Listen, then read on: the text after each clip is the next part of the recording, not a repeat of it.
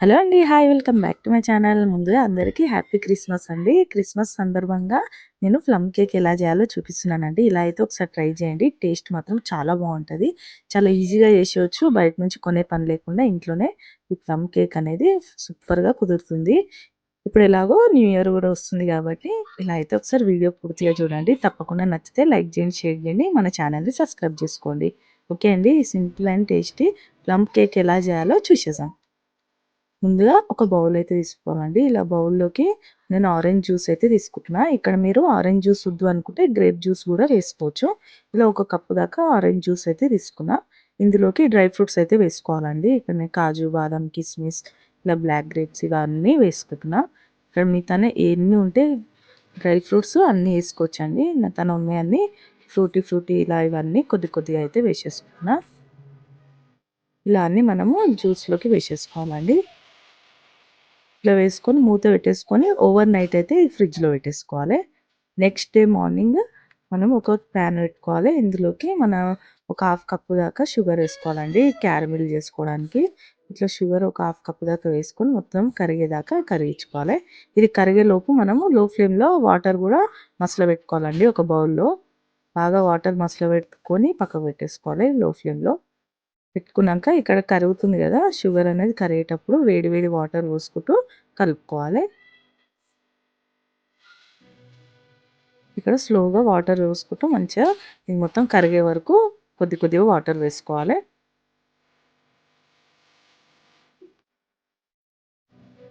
ఇక్కడ చూస్తున్నారు కదా! ఇలా అయితే ఇది కరిగిపోతది. వాటర్ పోసి పక్కకు పెట్టేసుకుందాం. నెక్స్ట్ కేక్ బేక్ చేసుకోవడానికి ఇట్లా ఒక ప్యాన్ అయితే తీసుకోవాలి. నేను ఇక్కడ చూస్తున్నారు కదా! ఇట్లా తీసేసుకొని దీంట్లో కొద్దిగా ఆయిల్ వేసేసుకోవాలి. ఆయిల్ వేసుకొని మొత్తం ఒకసారి ఇట్లా పెట్టేసుకుందాం. తర్వాత దీనిపైన మీకు బటర్ పేపర్ ఉంటే బటర్ పేపర్ వేసుకోవచ్చు. నేను ఇక్కడ కొద్దిగా మైదా పిండి అయితే వేసుకుంటున్నా. ఇలా వేసుకొని మంచిగా డస్ట్ చేసి పక్కకు పెట్టేసుకుందాం. నెక్స్ట్ ఒక మిక్సీ జార్‌లోకి ఒక 2 ఇలాయచి, ఒక చెక్క, ఒక లవంగా, కొద్దిగా జాజికాయ వేసుకోవాలి. అలానే శొంఠి ఉంటే కొద్దిగా శొంఠి కూడా వేసుకోవాలండి. జాజికాయ అనేది కొద్దిగా అంటే కొద్దిగా వేసుకోవాలి. అలానే మిక్సీ పట్టేసుకున్నాక ఒక హాఫ్ కప్పు దాకా షుగరు, ఒక హాఫ్ కప్పు దాకా ఆయిలు, ఒక హాఫ్ కప్ దాకా పెరుగు కూడా ఇవన్నీ మిక్సీ జార్‌లోకి వేసేసుకోవాలి. ఇవన్నీ వేసుకొని ఆపుతూ మంచిగా పేస్ట్ లెక్క మిక్సీ పట్టేసుకోవాలి. ఇక్కడ చూస్తున్నారు కదండీ! ఇలా ఆపుతూ మిక్సీ పట్టేసుకోవాలి. ఇది ఒక బౌల్‌లోకి వేసేసుకుందాం. ఇలా బౌల్‌లోకి వేసేసుకున్నాక ఇందులోకి ఒక కప్పు దాకా మైదా పిండి జల్లించి వేసుకోవాలండి. జల్లించుకొని మైదా పిండి ఒక కప్పు దాకా వేసుకోవాలి. అలానే ఒక 2 స్పూన్స్ దాకా మిల్క్ పౌడర్ వేసుకోవాలి. లేకపోతే స్కిప్ చేసేయండి. అలానే ఇట్లా వేసుకున్నాక మంచిగా ఒకసారి కొద్దిగా కలుపుదాం. కలిపేసేసుకొని ఇందులో నెక్స్ట్ ఏమేమి వేయాలో చూద్దాం. ఇందులో కొద్దిగా బేకింగ్ పౌడర్ ఒక హాఫ్ టేబుల్ స్పూన్ కన్నా తక్కువ, అలానే బేకింగ్ సోడా ఇవి వేసేసుకొని కొద్దిగా మంచి ఫ్లేవర్ కోసం వెనిల్లా ఎసెన్స్ అయితే వేసేసుకోవాలి.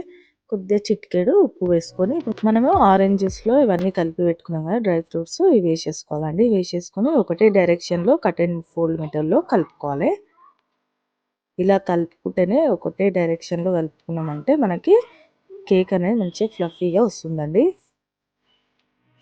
ఇలానే మంచి థిక్ కన్సిస్టెన్సీ వచ్చేంత వరకు కట్ అండ్ ఫోల్డ్ మెథడ్‌లోనే కలుపుకోవాలండి. ఒక 2, 3 నిమిషాలు అయ్యాక ఇక్కడ చూపిస్తున్నా కదా!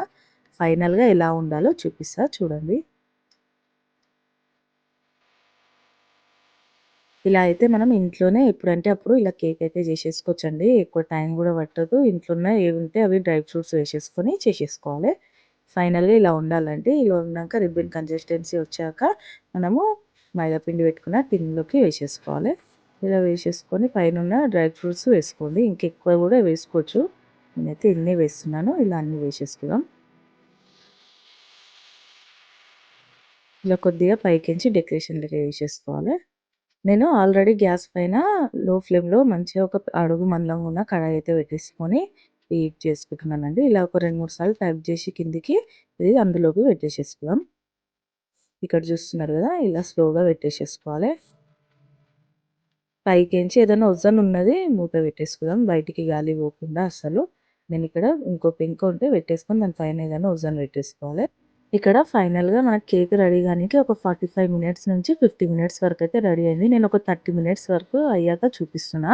ఇక్కడ సైడ్‌కైతే అయింది గానీ మధ్యలోనైతే తడిగానే ఉందండి. ఇలా ఒక చాకు గుచ్చి చూస్తే అర్థమవుతుంది. ఇంకొక 10-15 మినిట్స్ అయ్యాక మళ్ళీ చూపిస్తున్నా. ఇప్పుడైతే కేక్ కరెక్ట్‌గా బేక్ అయిందండి. ఇక్కడ చూస్తున్నారు కదా! ఇప్పుడైతే పర్ఫెక్ట్‌గా కేక్ అనేది రెడీ అయిపోయింది. ఇది తీసేసుకొని ఒక ప్లేట్‌లోకి అయితే సర్వ్ చేసేసుకుందాం. చూశారు కదండీ! కేక్ అయితే ఎంత పర్ఫెక్ట్‌గా బేక్ అయిందో, ఎంత కూడా మాడకుండా కరెక్ట్‌గా వచ్చింది. టేస్ట్ కూడా అంతే బాగుంది. చాలా స్పంజీగా సూపర్‌గా కుదిరింది. షుగర్ గిట్టంగా అన్నీ కరెక్ట్‌గా సరిపోయింది. మనకి కేక్ అనేది ఫైనల్‌గా ఇలా అయితే రెడీ అయిందండి. మీకు నచ్చిందనే అనుకుంటున్నా. నచ్చితే కామెంట్ చేయడం మర్చిపోకండి. మన ఛానల్‌ని అయితే సబ్స్క్రైబ్ చేసుకోండి.